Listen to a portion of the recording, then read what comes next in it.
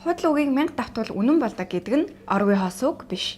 Бүр судалгаагаар нотлогдчихсон хэлц юм. Учир нь аливаа мэдээллийг олон удаа давтаад байвал тарих үнэн гэж хүлээж авдаг байна. Энэ үзэгдлийг illusory defect буюу хуурмаг үнний нөлөө гэж нэрлэдэг.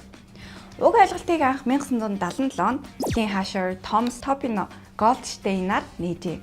Тэдний туршилтаар нэг мэдээллийг олон сонсох тусам үнэн гэж итгэх хандлага нэмэгдэж буйг ажигласан байна.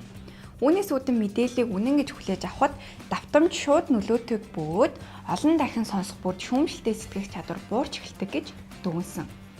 Өөрөөр хэлбэл бодит байдалтай огт хамааралгүй хуурамч мэдээллийг олон давтаж хүлээж авсаар л байвал түүнд дасаж үнэн гэж итгэж эхэлдэг байна. Яг энэ үзэгдлийг улс төр нийгмийн харилцаанд сурталчилгын хэлбэрээр ашигладаг сөрөг үзэгдэл бий.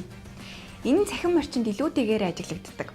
Тухайлбал вакцинтай холбоотой хуурамч мэдээллүүдийг байнгын давтамжтай түгээсээр л байдаг. Иймэрхүү тохиолдолд уг хуурамч ташаа мэдээллүүдийг засаж залруулсан бодит мэдээллийг түгээсэн ч хүмүүс итгэхгүй байх нь бий. Энэ illusory defect-ийн нэг нөлөө. Тиймээс хуурамч мэдээллээр тархиад өргөхгүй тулд уг нөлөөг таньж өөрийгөө хамгаалж чаддаг байх нь чухал. Үүний тулд аливаа мэдээлэлд шүүмжлэлтэй хандаж баримтаар шалгах, мэдээллийг олон янзын их сурвалжаас хүлээн авах, найдвартай бус их сурвалжаас ижил төрлийн мэдээллийг олон давтамжтай түгээсээр байвал хязгаарлах зэргээр мэдээлэлд хэрсүү хандаж байгаарай. Монголын баримт шалгах төвийг дагаж их сурвалжаар баталгаажсан бодит мэдээллүүдийг авч байгаарай.